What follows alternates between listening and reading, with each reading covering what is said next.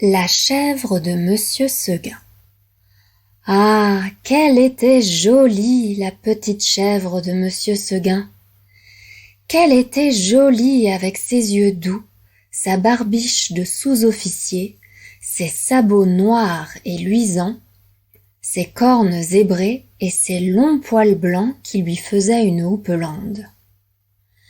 Et puis, docile, caressante, se laissant traire sans bouger, sans mettre son pied dans l'écuelle. Un amour de petite chèvre. Monsieur Seguin avait, derrière sa maison, un clos entouré d'aubépines. Il avait attaché la petite chèvre à un pieu, au plus bel endroit du pré, en ayant bien soin de lui laisser beaucoup de cordes. Mais un jour, elle se dit en regardant la montagne. Comme on doit être bien là-haut! Quel plaisir de gambader dans la bruyère sans cette maudite longe qui vous écorche le cou! À partir de ce moment, l'herbe du clos lui parut fade.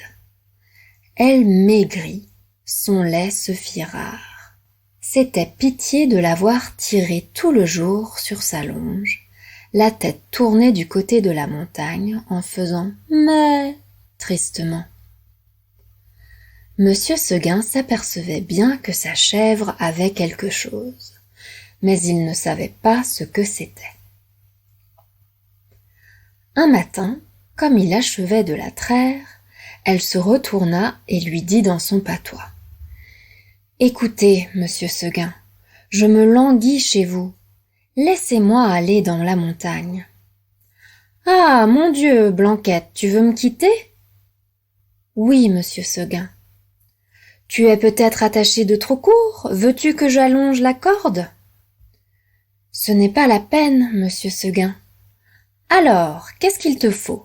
Qu'est-ce que tu veux ?»« Je veux aller dans la montagne, monsieur Seguin. »« Mais malheureuse, tu ne sais pas qu'il y a le loup dans la montagne ? » Que feras-tu quand il viendra ? Je lui donnerai des coups de corne, monsieur Seguin. Le loup se moque bien de tes cornes. Il m'a mangé des biques autrement encornées que toi. Tu sais bien, la vieille renaude qui était ici l'an dernier. Une maîtresse chèvre forte et méchante comme un bouc. Elle s'est battue avec le loup toute la nuit. Puis, le matin, le loup l'a mangée. Pauvre renaude! Ça ne fait rien, monsieur Seguin. Laissez-moi aller dans la montagne. Bonté divine! Dit monsieur Seguin. Encore une que le loup va manger. Eh bien, non, je te sauverai malgré toi, coquine. Et de peur que tu ne rompes ta corde, je vais t'enfermer dans l'étable et tu y resteras toujours. Là-dessus, Monsieur Seguin emporta la chèvre dans une étable toute noire, dont il ferma la porte à double tour. Malheureusement, il avait oublié la fenêtre, et à peine eut-il le dos tourné, que la petite s'en alla. Quand elle arriva dans la montagne, ce fut un ravissement général. Jamais les vieux sapins n'avaient rien vu d'aussi joli. On la reçut comme une petite reine. Les châtaigniers se baissaient jusqu'à terre pour la caresser du bout de leurs branches. Les genêts d'or s'ouvraient sur son passage et sentaient bon tant qu'ils pouvaient. Toute la montagne lui fit fête. Plus de cordes, plus de pieux, rien qui l'empêchait de brouter à sa guise. Et quelle herbe! Savoureuse, fine, dentelée, faite de 1000 plantes. Et les fleurs, de grandes campanules bleues, des digitales de pourpre à long calice, toute une forêt de fleurs sauvages débordant de sucs capiteux. La chèvre blanche se vautrait là-dedans et roulait le long des talus, pêle-mêle avec les feuilles tombées et les châtaignes. Puis, tout à coup, elle se redressait d'un coup sur ses pattes. Hop! La voilà partie, la tête en avant, à travers le maquis.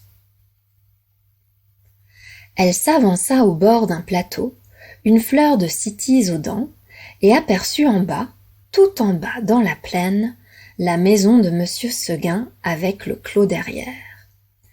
Cela la fit rire aux larmes. « Que c'est petit! Comment ai-je pu tenir là-dedans ?» se dit-elle. Tout à coup, le vent fraîchit. La montagne devint violette. C'était le soir. En bas, le clos de monsieur Seguin disparaissait dans le brouillard, et de la maisonnette on ne voyait plus que le toit avec un peu de fumée. Un gerfaut la frôla de ses ailes en passant. Elle tressaillit. Puis ce fut un hurlement dans la montagne. « Ouh! Ouh !» Elle pensa au loup. Au même moment, une trompe sonna bien loin dans la vallée. C'était ce bon monsieur Seguin. « Ouh! Ouh !» faisait le loup. « Reviens! Reviens !» criait la trompe. Blanquette eut envie de rentrer. Mais en se rappelant le pieu, la corde, la haie du clos, elle pensa qu'elle ne pourrait plus se faire à cette vie et qu'il valait mieux rester. La chèvre entendit derrière elle un bruit de feuilles. Elle se retourna et vit dans l'ombre 2 oreilles courtes, toutes droites, avec 2 yeux qui reluisaient. C'était le loup. Énorme, immobile, il était là, regardant la petite chèvre blanche et la dégustant par avance. Comme il savait qu'il la mangerait, le loup ne se pressait pas. Blanquette se sentit perdue. Un moment, en se rappelant l'histoire de la vieille renaude qui s'était battue toute la nuit pour être mangée le matin, elle se dit qu'il vaudrait peut-être mieux se laisser manger tout de suite. Puis, s'étant ravisée, elle tomba en garde, la tête basse et la cornée en avant, comme une brave chèvre de monsieur Seguin qu'elle était. Seulement pour voir si elle pourrait tenir aussi longtemps que la renaude. Le monstre s'avança et les petites cornes entrèrent en danse. Ah, la brave chevrette! Plus de 10 fois, elle força le loup à reculer pour reprendre haleine.